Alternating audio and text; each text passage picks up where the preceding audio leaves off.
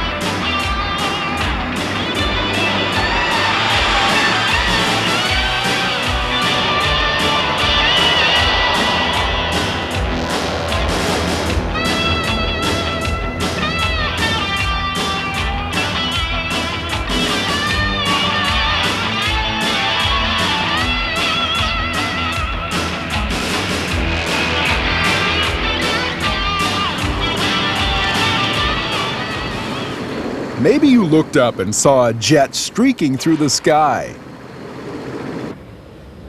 Maybe you got the chance to go on a jetliner and travel far away to visit your relatives or go on vacation.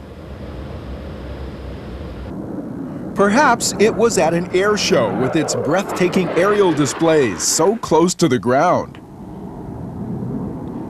We all know a jet airplane when we see one, but what are they really all about? What's it like to be a pilot? Is it really as fun as it seems? As we're about to see, flying is one of the most interesting and challenging jobs you can do.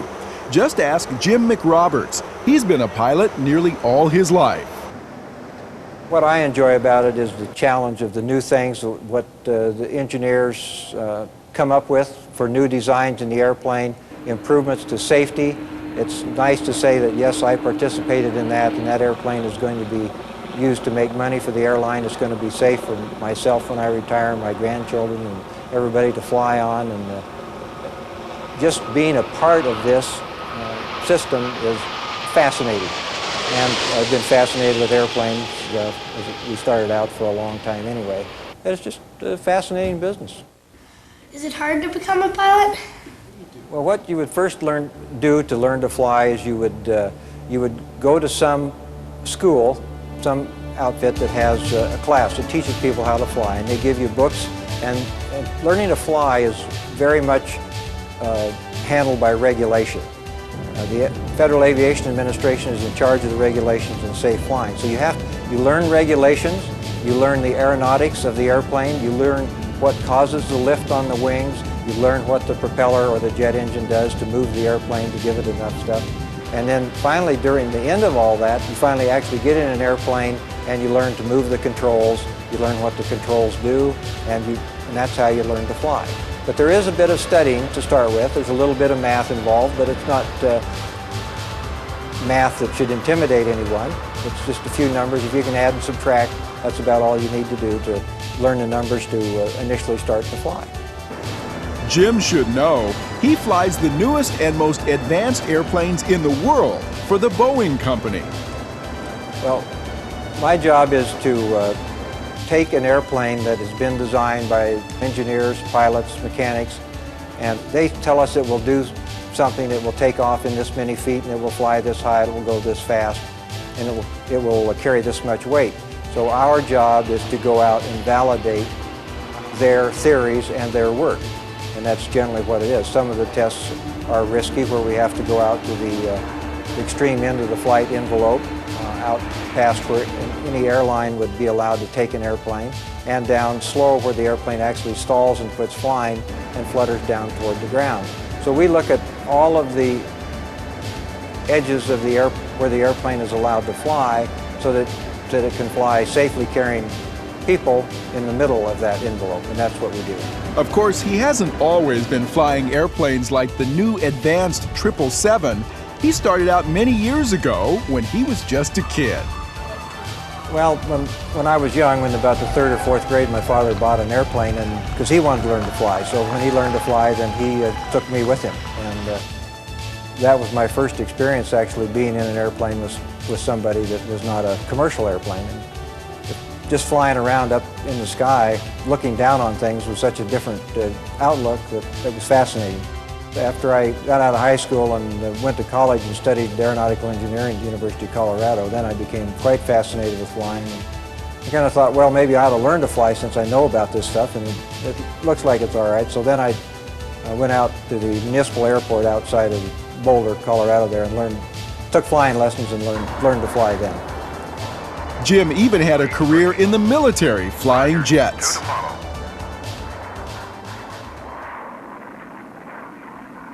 Now we're learning something. Okay, any other questions about airplanes? Yes? What kind of airplanes are there? It seems there are as many kinds of airplanes as there are people who have ideas on how to design them.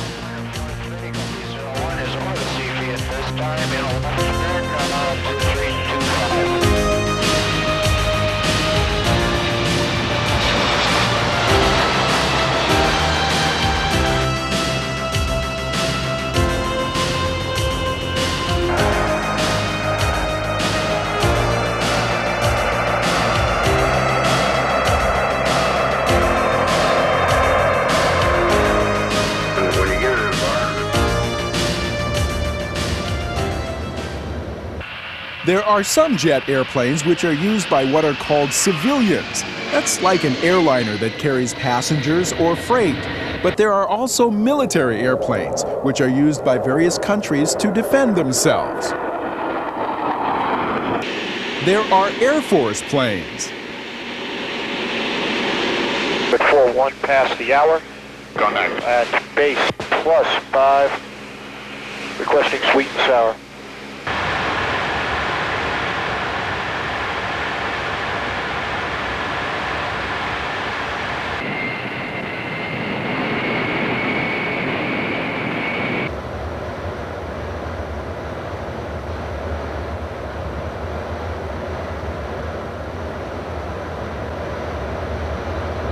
to provide air defense against intrusion, in this case primary threat being from the Soviet Union for the defense of North America. It was my first alert tour, and we were on alert more in about 30 minutes. We were scrambled off, and we headed down the Aleutian chain. And finally sunk in that, yeah, we're going after the Soviets here. And about 25 minutes into the flight, here they came. We picked them up on our radar, and my wingman and I went in and got them. But in summertime, that's when we get most of our DACT up here. We'll have F-4s come up and F-18s from Canada, F-16s. We get an adequate amount of training, as well as we'll try and deploy out in the wintertime a little bit and get down for red flags. So we're still up to the air-to-air challenge as well.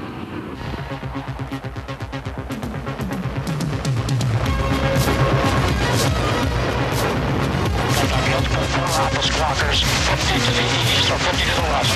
Dragon, contact on the nose, 160, 20 miles, 8,000 feet. Gunbark, numerous targets, 30 right. Gunbark, it looks like an F4. Dragon 2 engaged to right, low. Gunbark, you're right, 5 o'clock. There's 2 of them. Shots ass. I got the outside. That visual merge on. Dragon 2 cover me all in the last F-pound weasel. Gunbark, check 30 right. Dragon flight in place left. Contact, 20 right, Angels 16, 20 miles head. Okay, I've got contact 20 left at Angel 16. Go auto contact now, right in front of you. Okay, stand by, we got Angel 16 over drive right. Contact, quick point. Dragon's visual. Send out visual 21, you got one crossing left to right. Under my nose right now. Really dead? Yes, sir. Okay, roger that, where's your position? Left foot high. Dragon's engaged. One of those F-16 is dead. Dragon is a shadow right in front of you, about 2 miles. Copy, by hell. Okay, Gunbark, we got one on my nose now. Down low, he's coming up after you. Keep cover, you're safe. Fox 1, Dragon 1. Gunbark, in close, 90 left. 200 right. That's like 4. Roger. Okay, break left. Whoa, break left. Break left. We got 4 of them. Gunbark, there's F-16 under those low. You got both those F-16s, Dragon. Roger, the western and eastern F-16s are dead by gun. Sure gas.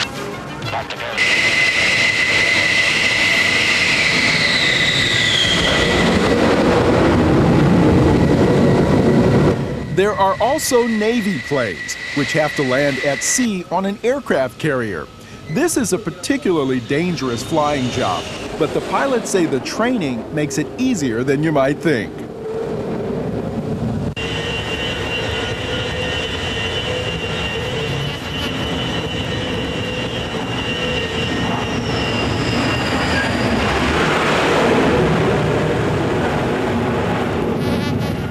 Well, I generally don't find that it's ever easy. It's always a lot of work and something that you need to think about, and the more you do it, the less difficult it becomes. Day is generally enjoyable. You know, you enjoy landing on the ship during the day because it's very challenging and rewarding, and it gets to be fun.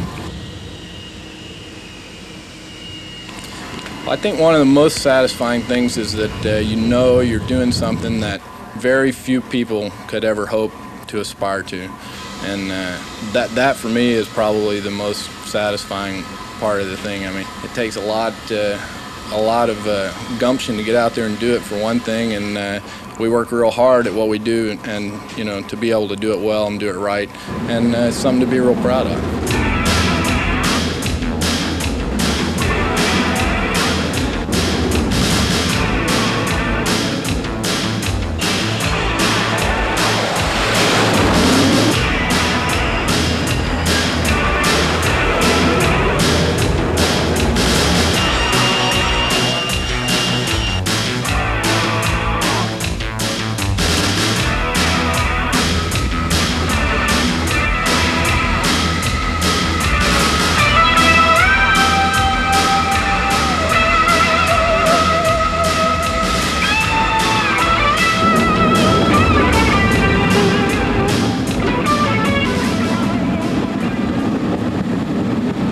How fast does an airplane go? How fast can an airplane go? Well, I have someone who knows the answer.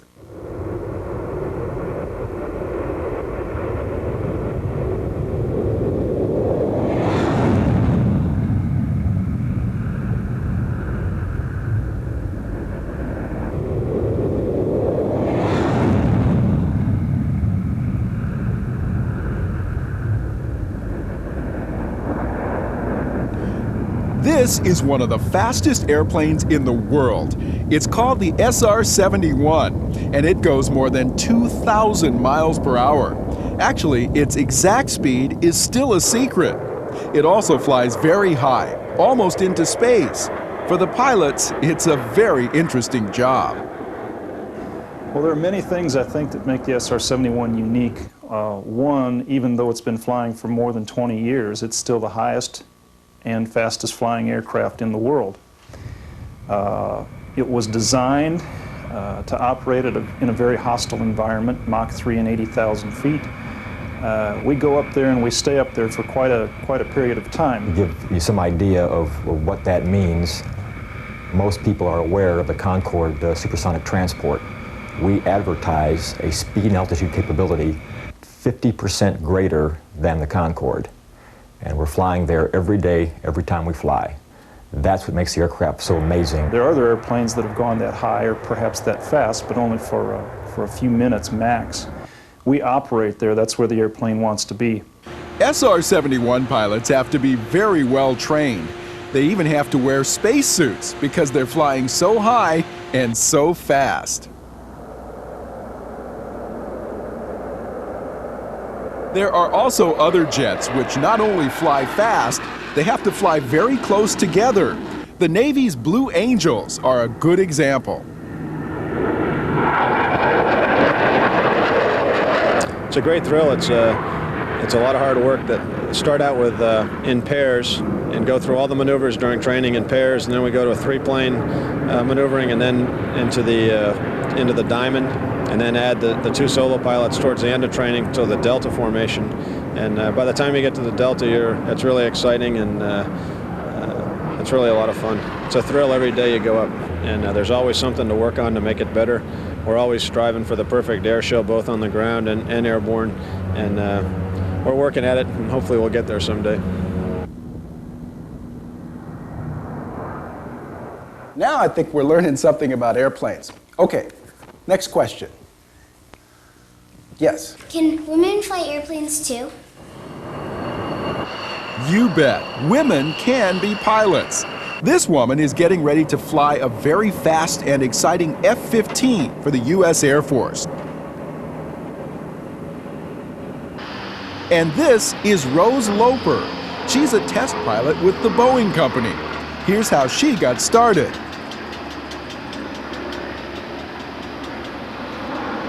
My parents, as I was growing up, because I had an adventuresome nature, had learned early on in life how to deal with that. And so when I would ask if I could do something out of the ordinary, my mother's response was, only if you can take lessons and do it correctly. So when I showed up at flight school, then I expected to take the lessons and learn how to do it and become a pilot, and that's exactly what happened. And when I decided to leave the Army, I was in the Seattle area, and Boeing was hiring, and so I went to work in their ground department. Later, they needed a corporate helicopter pilot, and I got that job. In my spare time, I had already learned how to fly airplanes. And so eventually, because I was a Boeing pilot, I got to fly more and more in the jet aircraft, and eventually Boeing sent me to school and gave me my type rating in the 737. Rose says there are some basic requirements that all pilots have to have. The physical restrictions are that you have basically good health and good vision, and that you not be colorblind. For the military, there's an additional restriction that you not wear glasses.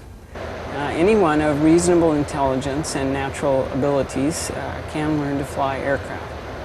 Flying is one occupation that uses brain over brawn, and so if you understand how the aircraft is working, and you understand where you are and where you want to go, then the airplanes are built with enough hydraulics and electronics so that you do not need an inordinate amount of strength to fly the new airplanes designed here at the Boeing Company. What makes the airplane stay in the air? Airplanes take advantage of the laws of physics to stay in the air. But it all starts with the wing. What keeps the airplane in the air is the difference of air pressure above and below the surface of the wings. It's called lift. It's lifted into the air by the lower pressure of the air rushing over the upper surface of the wing because it is designed that way, and it's a fellow by the name of Bernoulli, called Bernoulli's principle of the difference in pressure as you change the shape of the surface of something, and the air has to rush over one side, and it takes longer, or it has to go faster to get over one side than the other, and that's where the negative pressure is on the upper side of the wing. It's lifted into the air. Next, you need something to get the airplane moving forward so that the air will pass over the wing. That's where the engine becomes important. In the case of the jet, here's how it works. Let's talk about a balloon. If you blow a balloon up full of air and then you let go of it, it goes whistling around through the room, makes a lot of noise, and finally ends up out of air and laying on the floor. Well, a jet engine does that to a certain extent. It takes air into the front of it and it compresses it just like you compress air when you blow it into the balloon.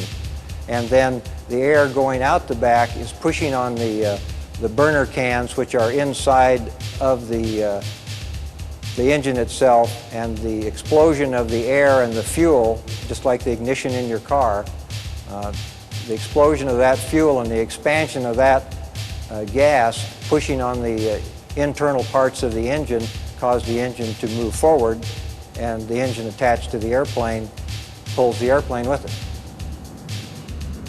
With the airplane moving forward and fast enough, it goes down the runway and into the sky.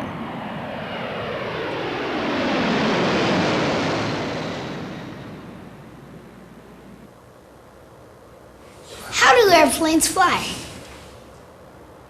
When we're sitting on the runway and we're ready for takeoff, we want to make sure that we have control of the aircraft and that the engines are available. When we actually get ready to take off, we advance the thrust, we use our rudder pedals to steer down the runway. When we get to the correct speed to fly, then we pull back on this control, which puts an input into the tail that causes the nose to go up. And we continue to climb. We'll bring the gear up till we get to our altitude. Once we get to the altitude, then we'll level off the aircraft, adjust the thrust for cruise airspeed.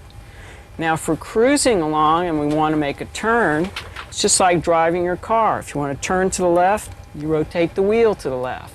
If you want to turn to the right, then you rotate the wheel to the right. This control controls the attitude of the aircraft. If I want to go higher, I pull up, and if I want to go lower, I push down. The control surfaces to make all that happen are on the wings and the tail. We have the flight controls on the airplane are spread out all over the airplane. Back here on the rear end we have the elevator and the stabilizer, and that's what makes the airplane go up and down. The rudder we have here, or the vertical fin, makes the airplane go left and right. And then up here on the wings, the ailerons, we have what makes the airplane roll to the left or to the right. And those all work in combination with one another, whether it's through automatic flight or manual flight, to make the airplane go where you want it to. The engines, of course, you see up on the front, they're pulling and pushing the airplane along, and those are the power plants. This airplane has 2 engines, some have as many as 8, but this is a typical twin-engine airplane, newest one in the Boeing fleet, the 777. Pilots have to practice all the things we just learned about, but it costs a lot of money to fly the real airplane. That's why they have simulators, which are big computers that look and act just like the real airplane. Jim McRoberts took me on a ride in the simulator. It seemed very real. It's like a big video game. Now the background may flicker on your TV, but it looks real when you're sitting in the cockpit. First, we took off. 60 knots. There's 80 knots.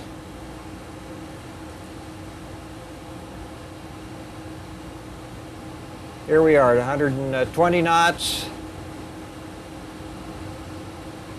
V1. Okay, now we'll rotate just slightly, just raise the nose of the airplane up just a little bit. Whoa, we're flying. There, we're airborne. Okay, just hold it right there and we'll raise up the landing gear.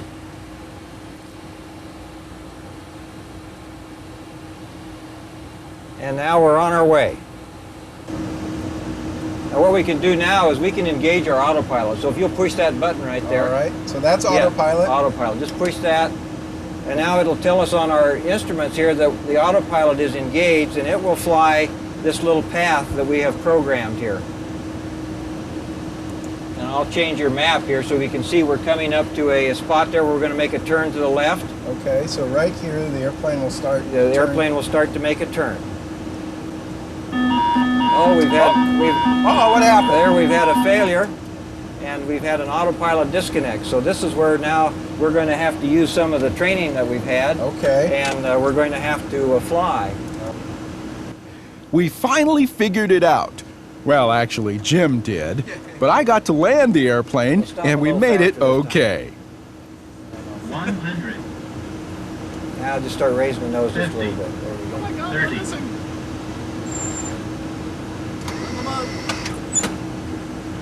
Whoa! Oh, baby! Being a jet pilot demands a lot of study and hard work, but it can also be a dream come true and the adventure of a lifetime.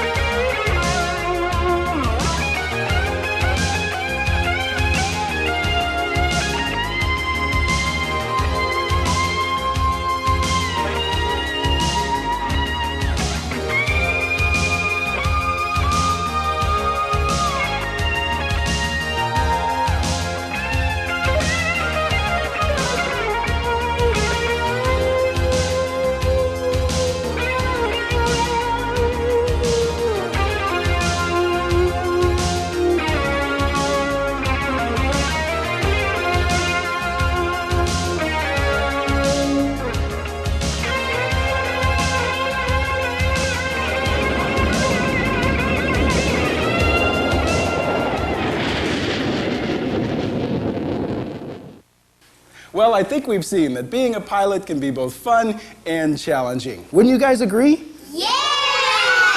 Okay, all right. Hey, listen, one other thing, kids. Remember, never go near an airplane without your parents or a trusted adult. Safety first. But remember, you can be anything you want to be. So long for now. Bye!